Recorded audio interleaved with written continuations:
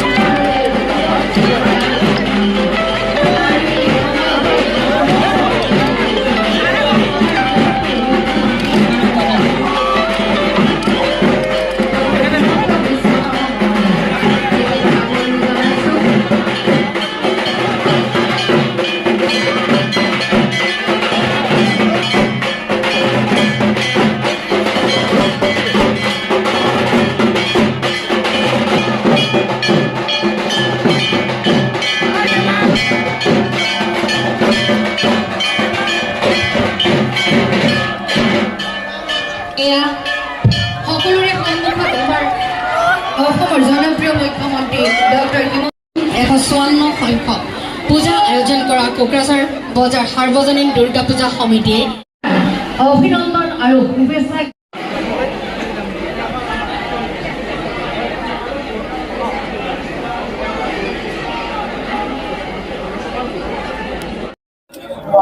যোৱাবাৰ লোকসভা নিৰ্বাচনৰ সময়ত মই ৰাইজক কৈছিলোঁ যে এইবাৰ শাৰদীয় দুৰ্গা পূজাত কোকৰাঝাৰত আহিম।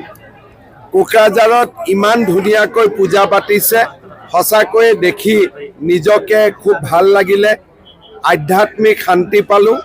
কোকৰাঝাৰবাসী ৰাইজ, বিটিয়াৰবাসী ৰাইজ, অসমবাসী ৰাইজক মহানৱমীৰ শুভেচ্ছা জনালোঁ।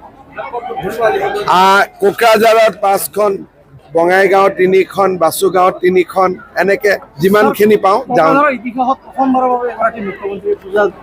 চাওক, মই যোৱা 5টা বছৰ দুৰ্গা পূজাত গুৱাহাটীৰ বাহিৰত, কেতিয়াবা বৰাক উপত্যকাত, কেতিয়াবা নগাঁও, কেতিয়াবা লামডিং, হোজাই, ধুবুৰী, এইবাৰ কোকৰাঝাৰ, এনেকৈ যাতে মুখ্যমন্ত্ৰীজন অকল গুৱাহাটীতে নাথাকি সকলো ৰাইজক লগ পাব পাৰে, তাৰ কাৰণে যোৱা মই 4টা বছৰ চেষ্টা চলাইছোঁ। এইবাৰ কোকৰাঝাৰত পূজা চাম, বঙাইগাঁও, বিজনী, বাসুগাঁও।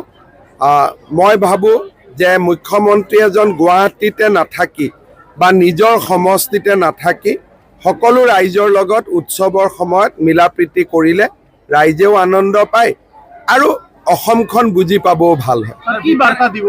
মই এইটোৱে বাৰ্তা দিম যে দুৰ্গাই অসুৱা শক্তিক নাশ কৰে, অমংগল নাশ কৰে, সমাজলৈ শান্তি আনে, পৰিয়াললৈ সমৃদ্ধি আনে। দুৰ্গা পূজাই আমাক সকলোকে একেলগে সমন্বয়ৰ বান্ধোনেৰে থাকিব শিকায়। মা দুৰ্গাই যাতে আমাক সকলোকে আশীৰ্বাদ দি থৈ যায়।